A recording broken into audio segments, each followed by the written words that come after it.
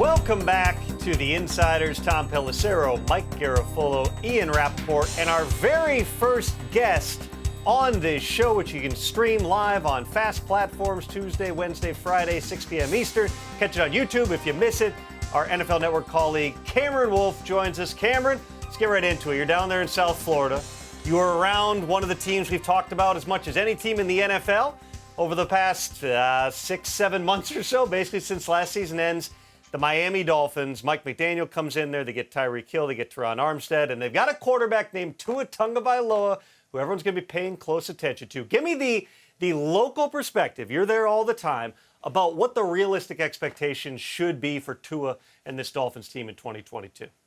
Yeah, expectations for the Dolphins should be playoffs. For Tua, it's proving that he could be the franchise quarterback there. Look, Tua, to me, is the most polarizing quarterback in the league. Honestly, I don't know if there's been a more polarizing quarterback, maybe because I'm here often, but since Tim Tebow, with how you see so many different perspectives. We've got one side of it where people are saying he's the noodle arm quarterback who can't throw the ball 20 yards down the field. And you got another side of it in Tuanon, who thinks he's the greatest quarterback on earth. And the reality is it's probably somewhere in the middle. He has a bunch to prove, but he deserves the opportunity in year 3 to prove it. And the backdrop is you trade for Tyreek Hill and probably the biggest trade of the offseason outside of Deshaun Watson.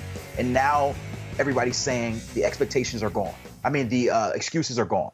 For Tua, it's time to prove that he can be that guy. For the Dolphins, it's time for them to not only make the playoffs, but win a playoff game for the first time since 2000. And we've honestly seen a Tua who has thrown the ball better during training camp, thrown the deep ball a little bit more effectively, and maybe most importantly to me, showing a little bit of sassiness, some confidence, some swagger in the way he's responding to all the critics. And so that's sort of the backdrop of where we are with Tua and the Dolphins. Well, so quarterback's important, obviously, and we've spent so much time talking about Tua this offseason. There's also some other guys on the team. The defense last year was Brian Flores' baby, and obviously he was the head coach, not the defensive coordinator, but he was very, very heavy-handed. He is now gone. Much of the defense returned. Will they be better? Will they be worse? What have you seen from camp that kind of shows us where this unit is going to end up being?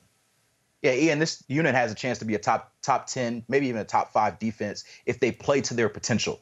Last season, they were a bottom 4 defense over the first 8 games of the season. They started off 1-7. They were horrible. Teams were just running it down their throat, throwing it all over them. Then a switch clicked. Second half of the year, they were a top 4 defense, and they went 7-1.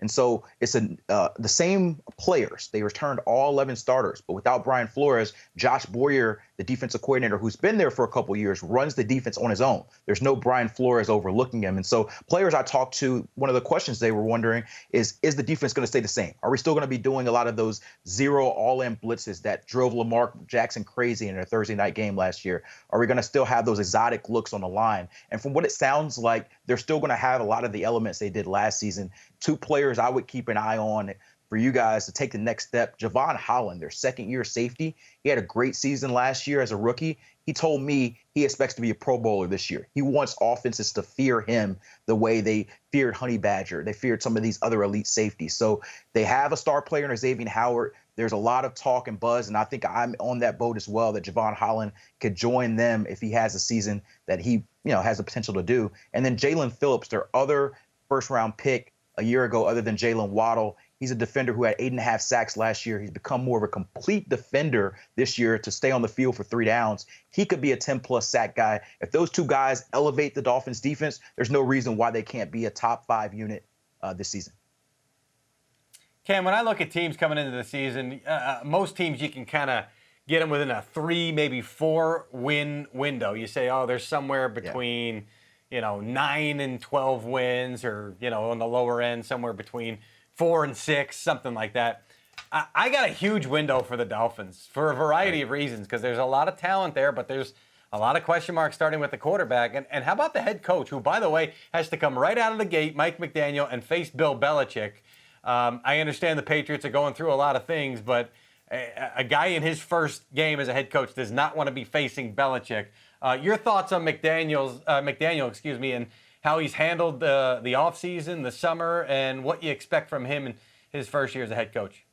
Well, Mike McDaniel was a rock star if you ask the media. He's a complete different contrast in how he responds to questions and how he handles the media from Brian Flores. So he's always joking. You talk about Bill Belichick. He just said the other day, hey, look, everybody's comparing me and Bill Belichick. It's not like we're going against Oklahoma drills against one another. I don't think fans would pay to see that. Well, Mike, I will tell you, you are wrong. I would certainly pay to see Mike McDaniel versus Bill Belichick in an Oklahoma drill. And so I think you talk about the narrow of windows for the Dolphins. To me, if they don't make the playoffs, this is a disappointment.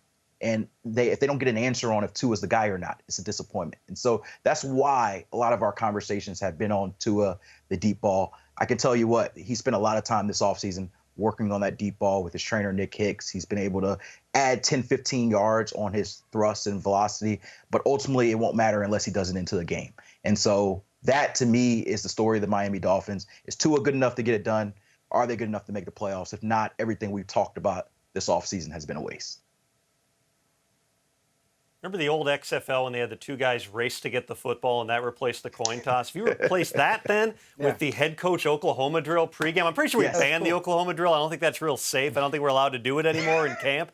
But yeah, absolutely. I'm here for every second of it. Cameron, thank you very much for joining us here on The Insiders. We'll hear a lot more from you on NFL Network. Coming up next, some key wide receiver injuries. We'll break all those down to what we're hearing. That's next on The Insiders.